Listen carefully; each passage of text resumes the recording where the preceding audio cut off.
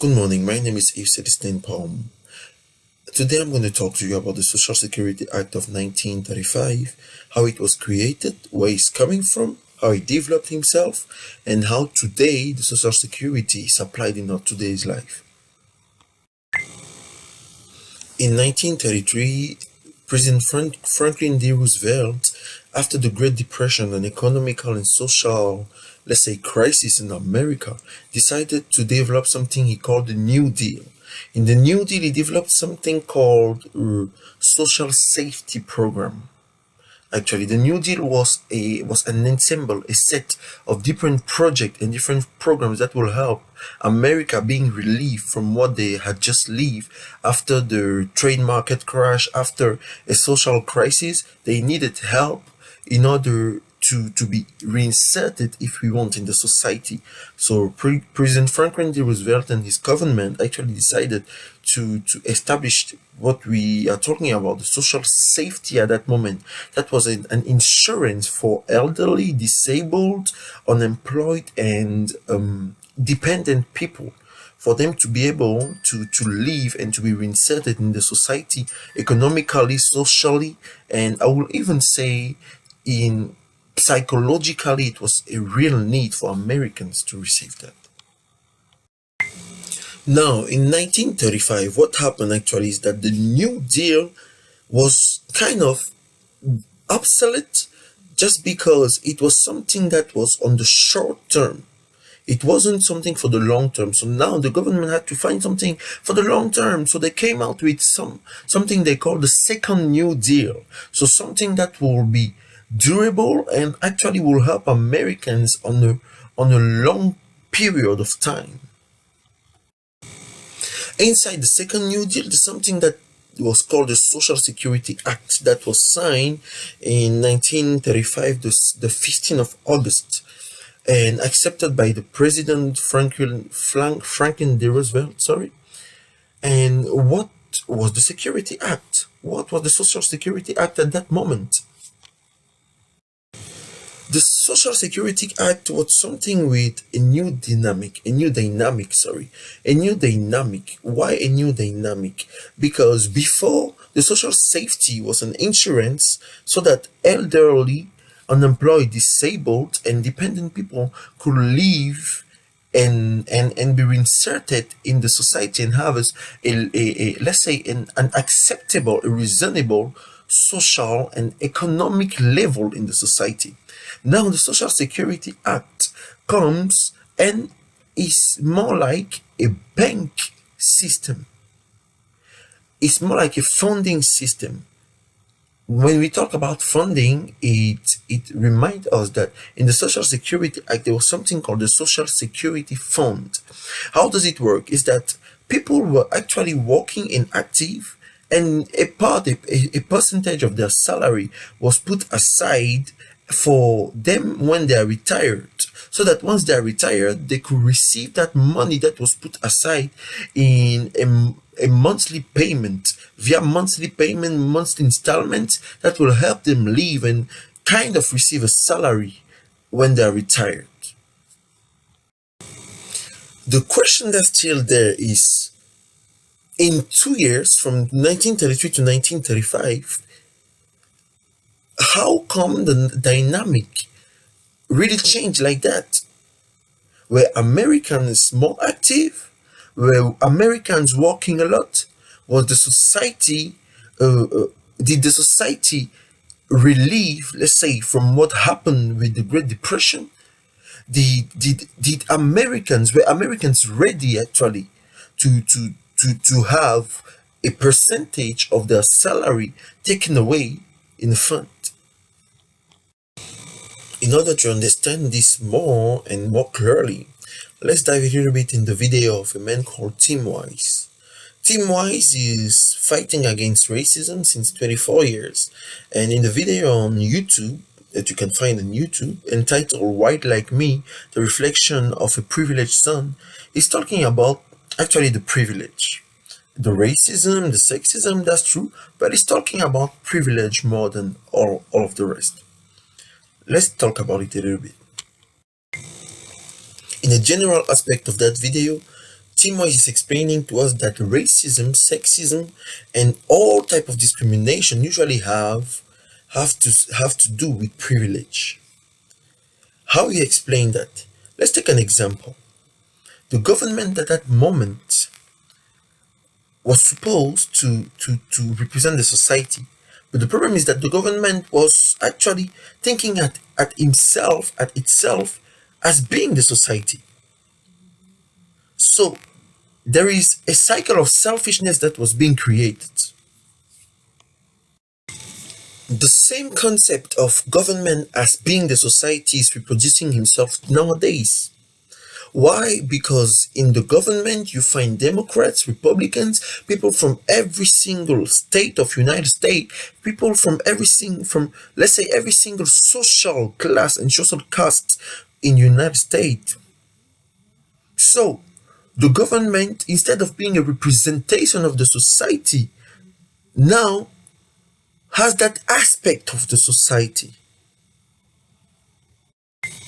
Something really interesting that Mr. Timwas says in his video is that when you want to see and understand how a system or a problem operates, you need to go to those who are considered that victim of that system or victim of that concept, if you want, or phenomenon or plague, instead of going to the person who is considered as the one understanding the plague or as the one creating and developing that plague on that or that system. The problem is that we have a lot of resources on Social Security Act or social safety coming from the government, coming from people in power, but not enough coming from people who were living it at the beginning or who are living it nowadays. Now we have opinions coming in from diverse persons. But before, we don't have anyone who can attest and testify of what was really happening. And we are in a society where the government, especially in America and in powerful countries, can actually, let's say, direct and have the hands upon everything that is put online, everything that we have access to sometimes.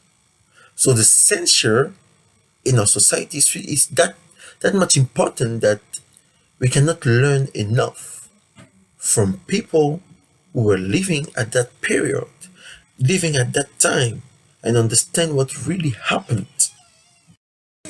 Now let's go back a little bit to how the Social Security Act and how actually Social Security works. Nowadays, Social Security has the same system, is that you have access to a retirement fund, but more again you have access sometimes to medical care, sometimes to receive money for food stamps, you receive money when you need to pay electricity, you need to pay your housing, a lot of different aspects of Social Security nowadays that are a lot criticized too, because some people didn't never receive that retirement money, some people never received that housing money that the government promised them. And that's why actually Social Security is kind of criticized nowadays, is because it's not consistent. The goal and the vision is not the same one as almost 100 years ago. 100 years ago it was to help people to relieve from a Great Depression, but nowadays we are not in the same situation. We are no more in the same situation, so the same system cannot be applied nowadays than years ago. We are not in the same situation. And that's why a lot of Americans are complaining about Social Security being submitted to a social privilege phenomenon and problem. Why? We Americans, being in a different era, a different period, a different social and economic, let's say, dynamic than in 1933, 1935, or 1940, causes that we are not to receive the same treatment than people before. Just because The opportunities are different. The social status are different. The jobs are different. The way society works is different. Before, a majority of Americans were in a situation where they needed an insurance, needed money, they needed food, they needed something that will help them live. Therefore, the privileges were extended to everyone.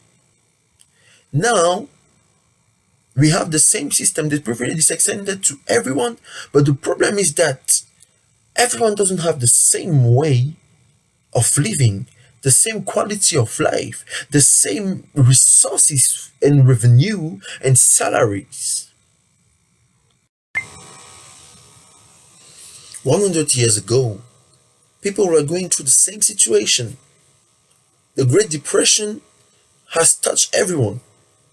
The trade market crash in 1928 and 1929 has touched everyone around the world, but especially in America in this case. Therefore, people were receiving the same treatment just because everybody was going through the same thing. Nowadays, it's different. People are not going through the same thing. Somebody living in Washington, D.C. is not living the same thing that somebody living in Lower Maryland. Somebody living in downtown Atlanta is not receiving the same, is not going through the same problems than somebody living in a millionaire's neighborhood in Atlanta. It's totally different. That's where the problem is coming from, actually. Why is the problem coming from there? Because the same system is applied to a society that is changing. The society, the social dynamic in 1933 is not the same we have today. Before, they all needed the same treatment because they all needed to be relieved from a certain situation. But nowadays, some people are richer than other just because we have different business opportunities, different jobs, different education opportunities, because we all choose different paths. It was the case before, but nowadays it's more and more established. Therefore, the system of social safety and insurance, or retirement fund, or dependent for fund cannot be applied the same way. Just because rich people will get richer because they will receive the same fund they were receiving before in 1933, and poor people will still be complaining about the fact that they don't receive enough money. Social security nowadays is submitted to privilege because the system didn't change. Because the system didn't, let's say, got used to the new type of society we are in. Because it didn't change to be implemented to a new social vision, a new social life. That's where the problem is coming from. Therefore, we cannot have a victim. We cannot know who is the victim because we do not understand who is the responsible or what is responsible for it. Thank you.